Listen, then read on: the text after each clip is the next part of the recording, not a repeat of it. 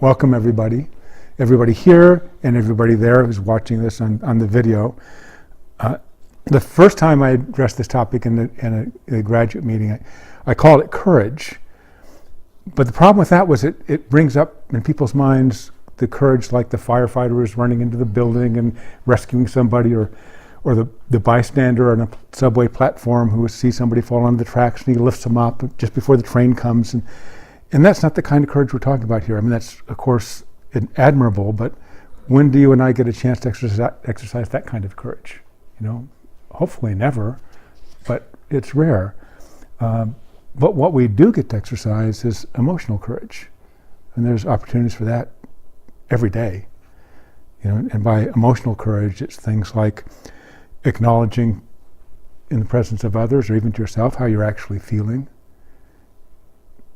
sharing a hard truth with somebody, standing up when nobody else is standing up, you know, how your heart gets, you know, when anybody else is thinking, or at this place. I always tell Lauren that she's the one that is willing to say the emperor has no clothes. Everybody else is thinking it. There's a whole, in organizational development, it's called the Abilene paradox, where everybody is thinking something, but nobody's willing to say it. In a dysfunctional organization, or where organizations often work, is nobody ever says it. So it goes unsaid. But people like Lauren are the ones that say, well, you know, what do you really mean by that? And everybody's saying, well, that's kind of a dumb question, but then they think, oh, that isn't clear. And then when you start to hear what people are saying, nobody was clear about it at all.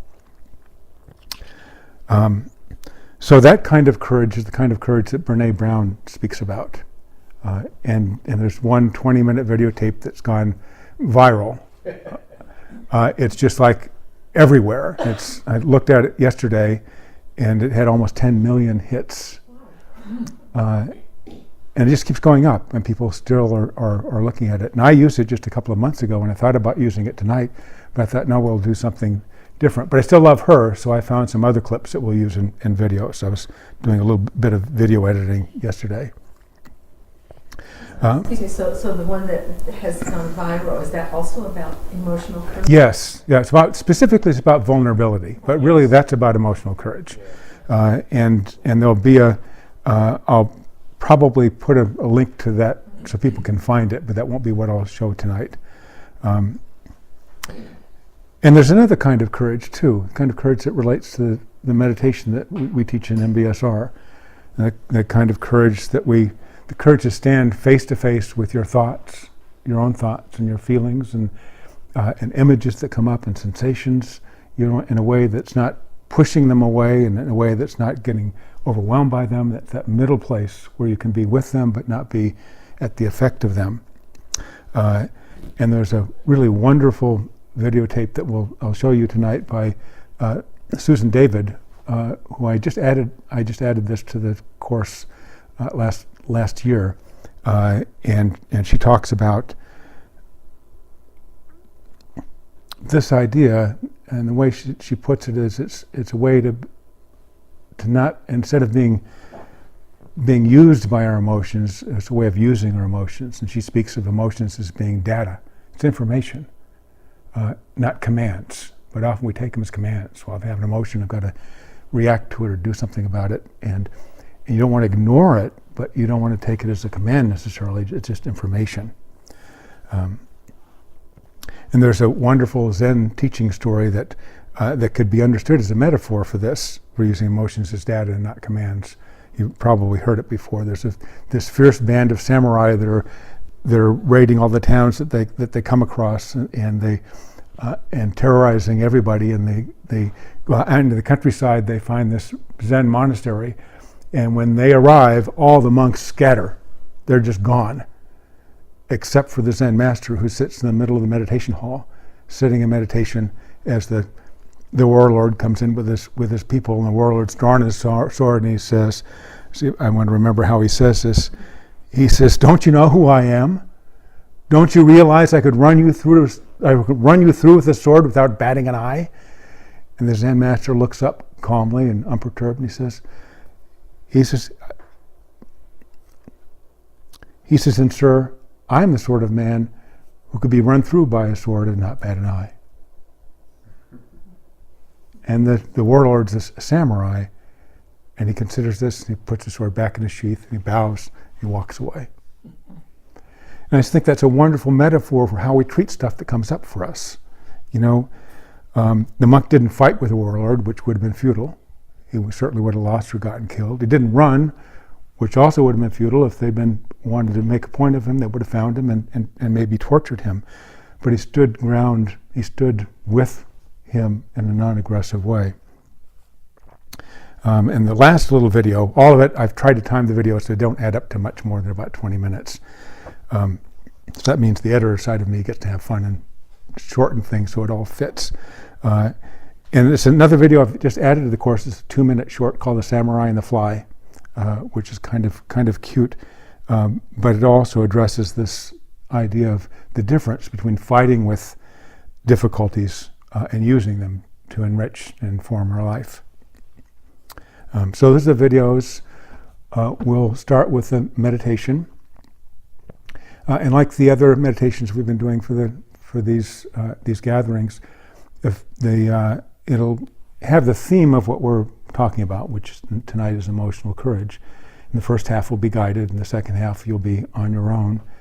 Use that however you like, and then we'll pick it up from there. So just make yourself comfortable.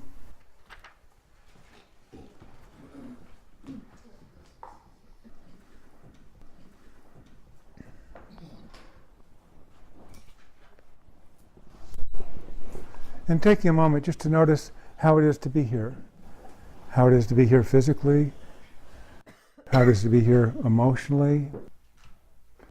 There may be things still kind of rumbling through your mind with what's happened or maybe about to happen in your lives. And just taking a moment just to be here physically. Just to take notice of your feet on the floor, your contact with what you're sitting or laying on. Letting those sensations come to you, and in a way you're also reaching back. You're letting this part of your body know that you're paying attention. It's kind of a gentle caress.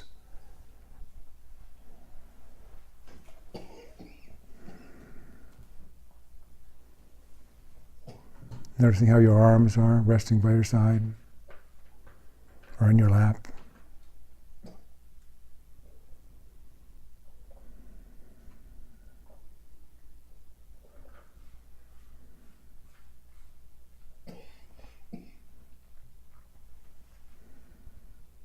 And beginning to become aware of your breath, wherever it's most vivid for you, in your belly, or your chest, or your throat, or your nostrils. There's really no wrong place to feel breath, just a way of being in contact with something that's living and moving inside of you that is the core of, in a way, the center of who you are. It's both external and internal at the same time.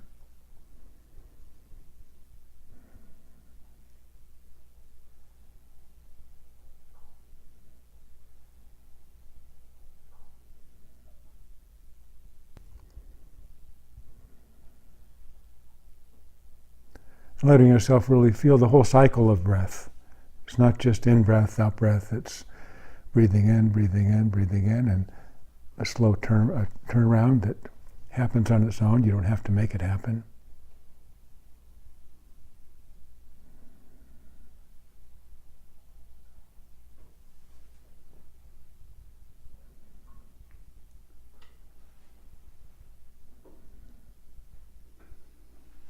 Being with your breath the same way you'd be with the waves at the beach. If you're just watching the waves go in and go out, you wouldn't try to control them. That would be silly. You just watch them go and watch them come.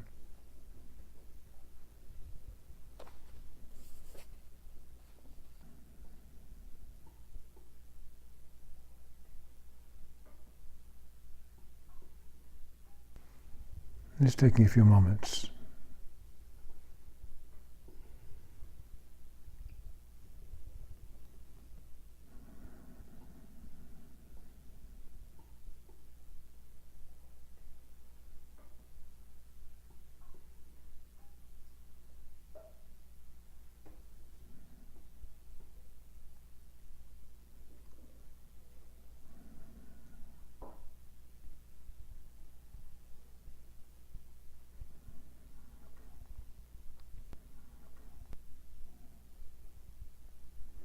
And when you're ready, seeing if you can recall a time in your life, either recently or some time ago, where you took a risk, you took a personal risk. Or you said something to someone or did something for someone. You spoke out when you knew others might disagree. Or you had to speak a hard truth to somebody, a friend or a colleague or a family member.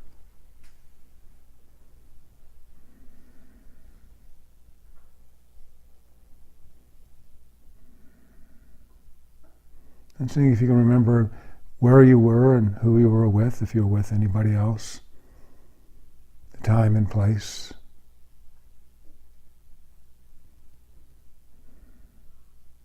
In that moment, just before you spoke out or did what you needed to do, that moment of doubt, am I going to do this, or should I do this, or will I do this, or maybe it just emerged on its own, that moment before, of not knowing how this was going to turn out.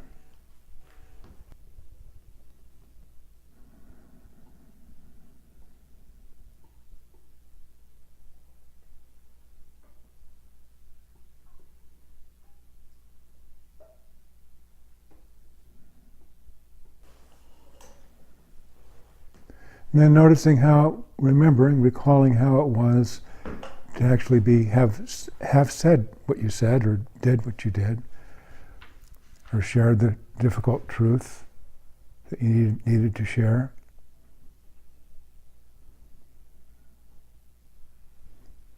Maybe a sense of relief, or wondering if you'd done the right thing, or not knowing how it was going to turn out in the end.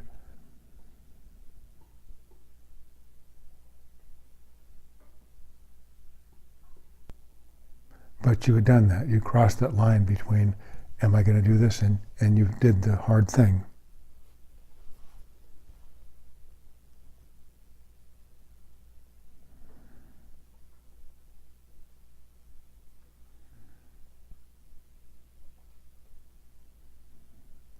And noticing how it is now to recall that. Who you are now, with the experience that you've had and the time that may have passed between that and then.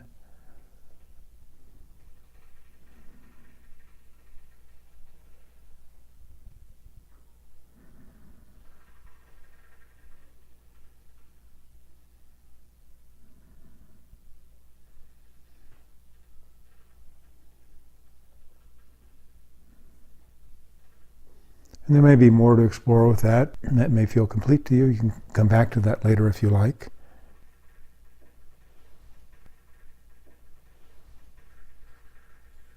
And seeing now if you can recall a time when you shared something, a different incident, where you shared something very personal. And you didn't expect to be sharing that, and maybe even were a little concerned about sharing something so personal, wondering what other people were going to think of what you shared.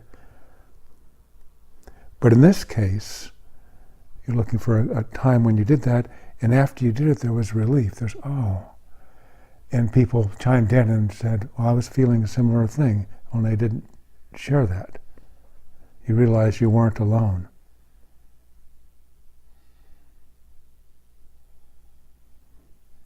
Instead of criticism for sharing, you got support, acknowledgement.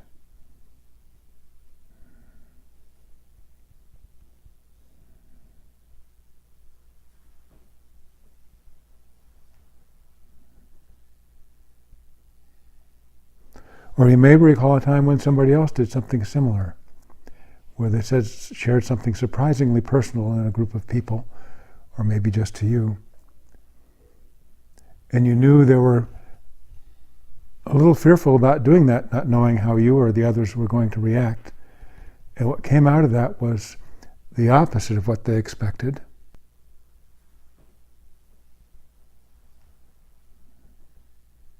And then that result was a feeling of closeness instead of distance, of acceptance instead of criticism.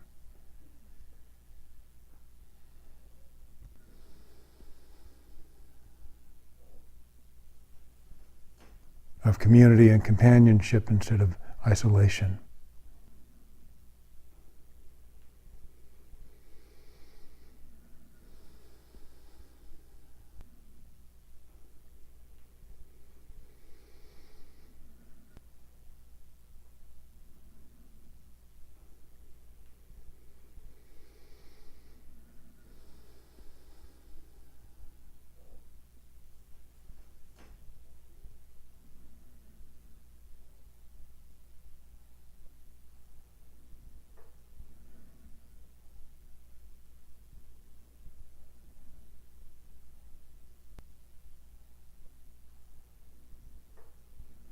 The next part of the meditation will be silent, so you can make it your own meditation, either continuing on with the theme that has begun or something different. It could be a breath meditation or whatever you like it to be at your time.